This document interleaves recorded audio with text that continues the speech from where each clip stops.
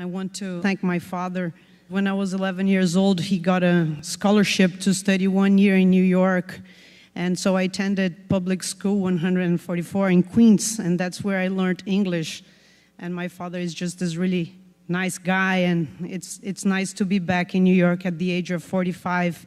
My trajectory, it has been a mix of, let's say, 4 things. The first one is scientific research. So I have dedicated myself to writing and publishing and editing books. I have a kind of editorial talent, and I'm kind of compulsive about doing books. I always like to say that ayahuasca is not addictive, but scientific research about ayahuasca is addictive. I have published 18 books by now. The other part is obviously my personal interest. So I started to study ayahuasca because I drank ayahuasca and I was fascinated by ayahuasca. Ayahuasca touched my heart, touched my soul. I had an inspiration to study ayahuasca. So a big part of my story is drinking ayahuasca and thinking about ayahuasca, which for me do not clash but combine. And people always try to think of this as kind of things that are conflictive or disputing. I think they are each one, complementary to the others. And as an anthropologist, I don't find personal experience to be a bias. On the contrary, I find a privilege to be able to draw on my own experience, and that help build my knowledge and my research.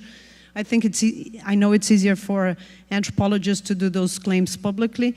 Also for a Brazilian one, I don't have a license to lose, and I'm not in the USA. Another part of my activities have been a large political activism. So I identify myself as an activist. I'm an anti-prohibitionist activist. I'm in favor of a large drug reform, and I think it's part of the obligations of the researchers to take a political stand on the topics they study. If you're an anthropologist and you study indigenous populations, it's your duty to defend indigenous territories. If you're an anthropologist and you study Afro-American or Afro-Brazilian populations, it's part of your research agenda. It's your duty to fight against racism and discrimination. If you study women or gender issues, it's your duty to support the rights of women and the rights of LGBT populations to have autonomy over their choices and their bodies. The same thing, I think, if you study drug users, you need to protect the rights of the drug users. So I do not think that, I think that the fight against criminalization is part of the research agenda of a person that is involved in this field. I have engaged in many controversies, a lot of them. I have a kind of CV of controversies, but I believe that it's just our obligation to engage in the field as well, because the way I see it is also like that. Either we control ourselves, or the government or authorities or other external agencies will come and control. There's so many things going on, and it's part of what I'm calling here cultural and informal controls. It's the means that people, traditions, populations, groups, certain territories have rules and parameters of what is right and wrong use and what is ethical and unethical. And I have been engaged in spreading, trying to spread those types of controls and standards. So that's a little bit about my trajectory. The title of my PhD is Ayahuasca Mamancuna Merci Beaucoup, on the internationalization and diversification of Peruvian ayahuasca vegetalismo. I have also published 2 books that I want to recommend. Ayahuasca Shamanism in the Amazon and Beyond. I think that this is one of the greatest ever on ayahuasca, modestly. It's a collection, and it's by Oxford University Press, and this one is just out now. The World Ayahuasca Diaspora, Reinventions and Controversy. Everybody's all the time asking, like, all this expansion, all this globalization, all this interest, all this media, all this pop, all these things in TV, how is this affecting the Indians? Is this authentic? Is this a big perversion? Is this right or wrong? Is this colonization? Are we invading other territories? Is the Amazon the last frontier that everybody wants to populate and colonize? My kind of perspective, it's happening anyway. So I think we have to try to do it in the best way possible and not just boycott it or criticize it. Although I think that critical thinking is fundamental. As I said, I'm engaged in trying to somehow influenced the direction of this development. And the main ideas that I want to put out there, ayahuasca was used by the Indians inside the forest, then there was colonization, then the mestizo people started to use it, and then the non-indigenous people started to use it, and then it globalized, and it went to the New Age movement, and it went to places like New York and São Paulo and Europe, and this is how things evolved. So there you had something authentic and original, and now you have something mixed and impure. This narrative doesn't stick to historical facts about ayahuasca, because the history of ayahuasca is that it has been always mixed and always hybrid. There is not such a linear evolution of ayahuasca practices. A lot of the things that we think are traditional are in fact importations from the city back into the forest. So a lot of what we know as vegetalismo, which became to be the representation of traditional ayahuasca practices, most likely was born in riverine cities with colonization in the Amazon, and then imported back to the forest to indigenous populations and to shamans. So when sometimes we go and we see a shaman doing certain practices, we think that that is a result of this linear evolution, but that's not the case. And in fact, the case is the contrary, is that he is also a product of this expansion. For example, the word chacrona, it doesn't exist, the leaf of ayahuasca doesn't exist in some indigenous tongues because it just exists in Spanish. It was not used traditionally. People like the Machigengas learned the use of ayahuasca in the 50s, 60s with missionaries. Other indigenous groups are learning about the use of ayahuasca right now. The Guarani Indians, they started using ayahuasca just recently, and they learned it with the mestizo people, with the Santo Daime people, with the Red Path people. Ayahuasca is very related to this idea of new ethnic emergencies, so groups that are reinventing themselves as ayahuasca users appeared recently. My whole PhD and these books are questioning this idea of authenticity, that Amazonia has been something fixed and staying somewhere historical without change. What we're trying to say is that shamanism is less about a fixed content, essence, a permanent content, but about a way to relate things between each other. And I think that a lot of the appeal of ayahuasca to people like us is that it somehow, it incarnates the idea of some kind of quintessential indigenous identity. It represents this kind of pan-indigenous identity. The people that are doing ayahuasca always try to link themselves to some kind of indigenous tradition or leader. Ayahuasca's popularity is associated with a double connection with the Amazon, with its wild nature, the spiritual and ecological reserve of the world, and to the Amerindian, who represent the guardians of a primordial wisdom and the incarnation of an ecological ideal. Ayahuasca manages to condense these images and convert them into a consumable substance. A lot of ayahuasca's appeal beyond its relation to indigeneity is because ayahuasca is a privileged means of establishing communications, of establishing relationships. It's a privileged means with ties of all categories of others. And I'm going to read here a quote by Oscar, who is writing the foreword of our book.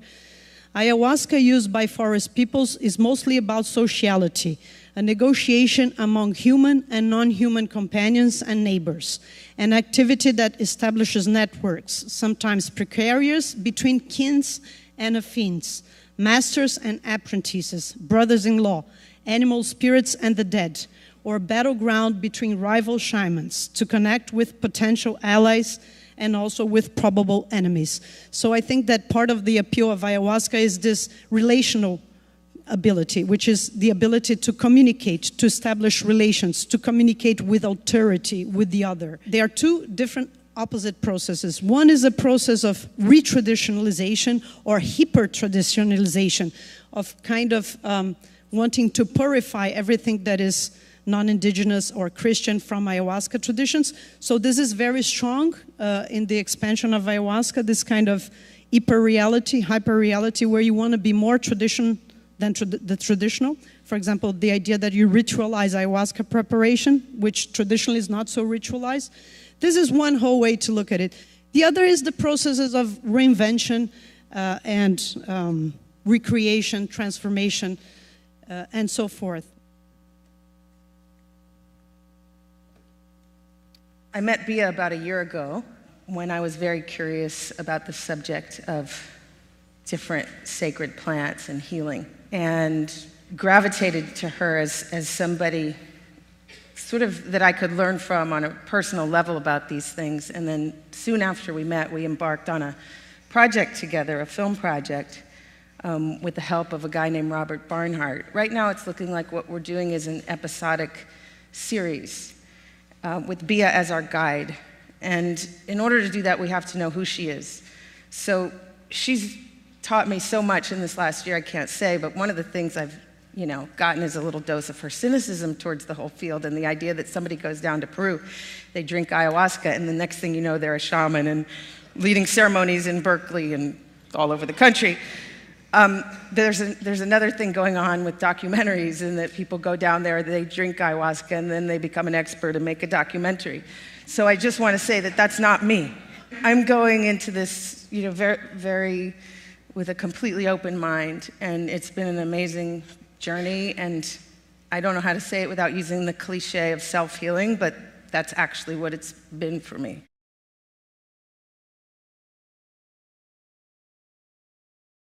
I think there's lots of prejudice, society at large, against these practices, but also within our research communities. Biomedical people frequently totally ignore what social scientists are doing, and vice versa. Social scientists like to depict biomedical research as this horrible, reductionistic, fragmented form of knowledge.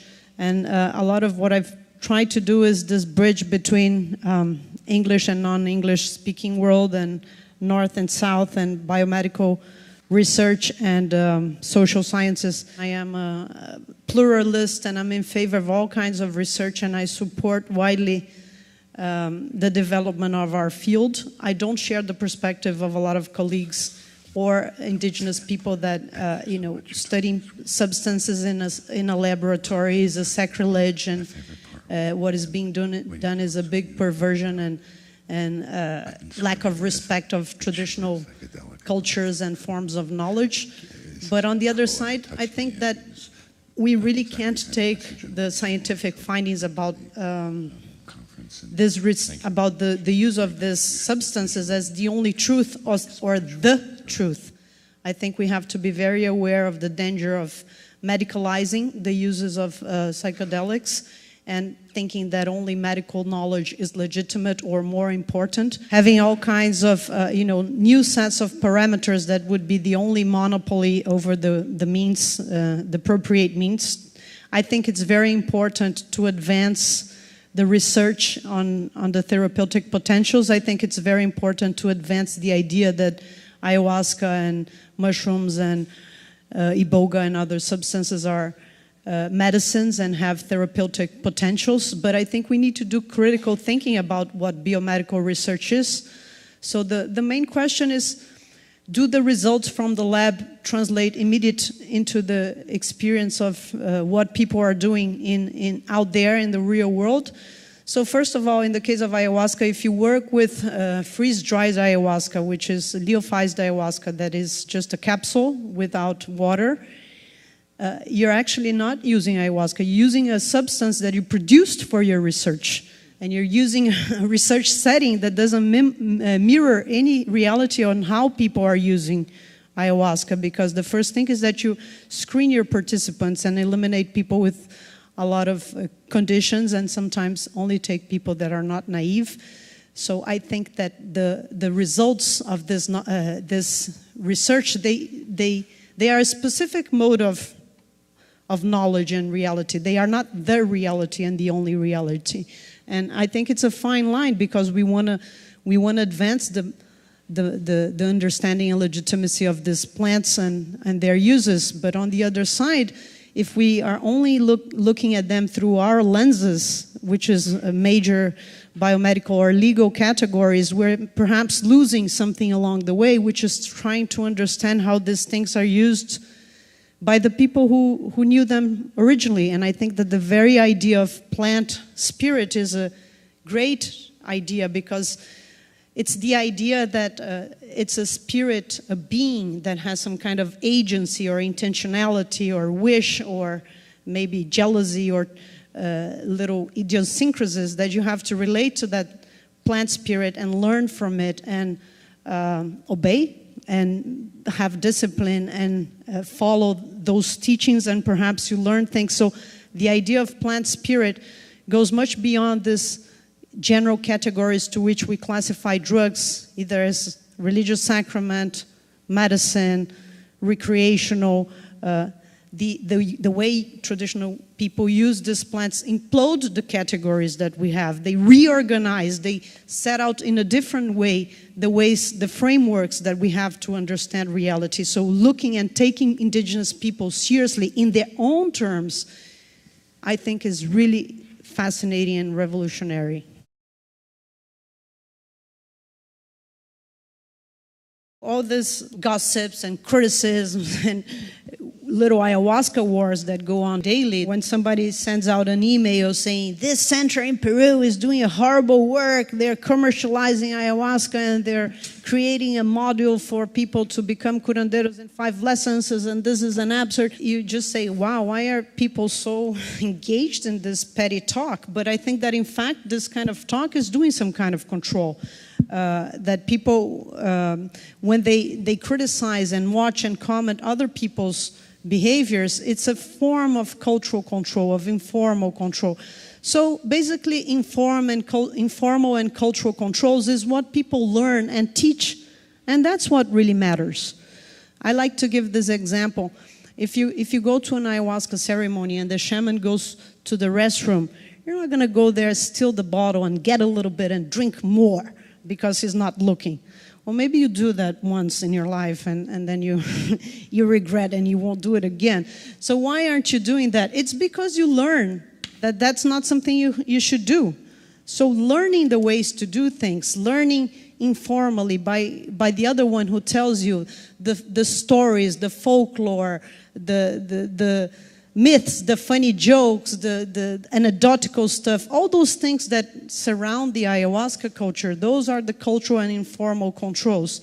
It's much more efficient that one person tells the other than you just, somewhere in some bureaucrat office in the middle of I don't know where, somebody issues in a piece of paper a resolution saying what is right and wrong. So this is what anthropologists call cultural and informal forms of control. And that's why I'm still an optimistic, because I think that if you consider the huge expansion of ayahuasca all over the globe, well, not all over the globe, but I think in a country like the US, every city, I could say, each weekend there are several ayahuasca ceremonies. A place like New York, maybe at least 20 or 30 circles. I think it could be going much worse. I think its culture is still prevailing, and it's able to reinvent, recreate, put parameters, put boundaries, and that is why we claim that these things have some sort of tradition and roots, because they are evolving as part of a larger cultural setting. That's the famous cultural setting that everybody says. Drugs is drug, the substance, the individual, and the setting. So let's take the setting seriously. And that is what I call cultural and informal means of control.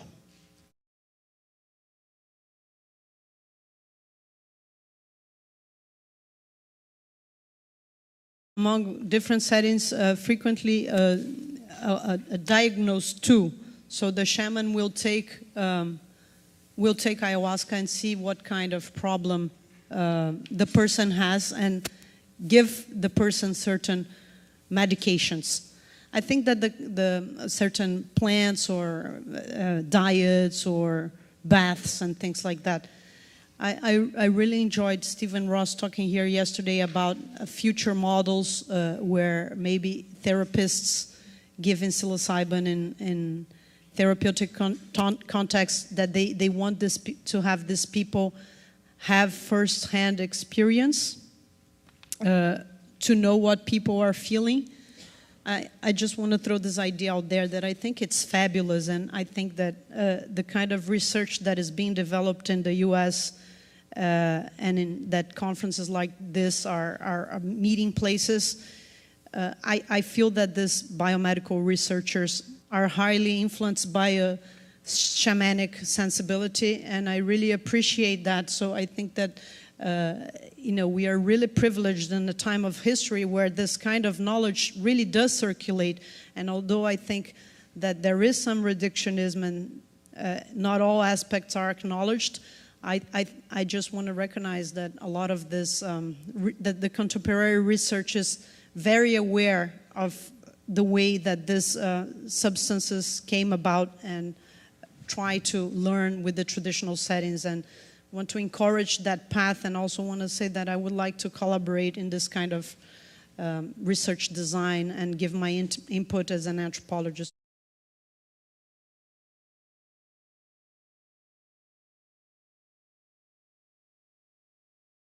I like to think more of then there is an essence of a tradition, like, the correct way to do is this and that's the traditional. And I just think we have to think of basic, universal, ethical, and responsible aspects. So things like the person who gives ayahuasca should be really trained and have more experience than the others. You shouldn't be taking this mixed with all kinds of other things. You should stay until the end of the ceremony. You shouldn't be advertising this as some kind of panacea that is going to save the person from all sorts of diseases. You shouldn't be making this too much of a commercial enterprise. There's been several initiatives of establishing guidelines or ethical principles on the proper ways to use ayahuasca. So there's some efforts out there, and I think that it's complicated to try to determine a kind of, correct ritual and correct, even the idea of diet. Diet is super strong in the Peruvian tradition, but like in Colombia with yagé, which is very, very traditional, perhaps from even where ayahuasca came from, they don't have the idea of diet. So I think that for us outsiders, it's more like thinking of certain general parameters that are important for an experience to be successful. Another aspect that I want to provoke you guys is that has been a lot. Everybody loves integration, and integration is the thing, and it's all this buzz around integration. I think the film shows, and it's implicit in the scenes.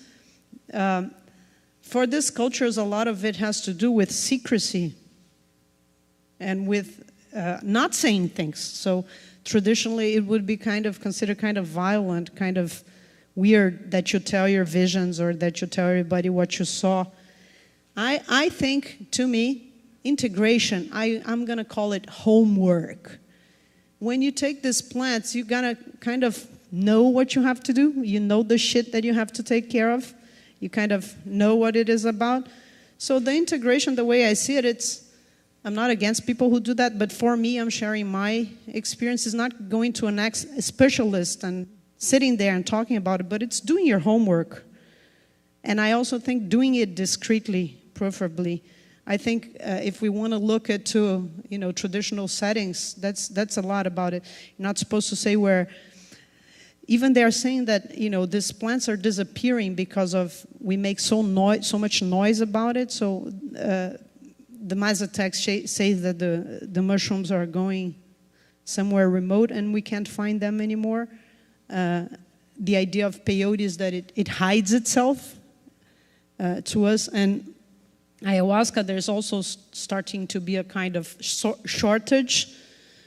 So I think that one thing, to go back to your question about how to do it right, I think it's more action and more solid stuff and less blah blah and less talk about it. It's like doing things in a right way, and we all know what is right in our hearts.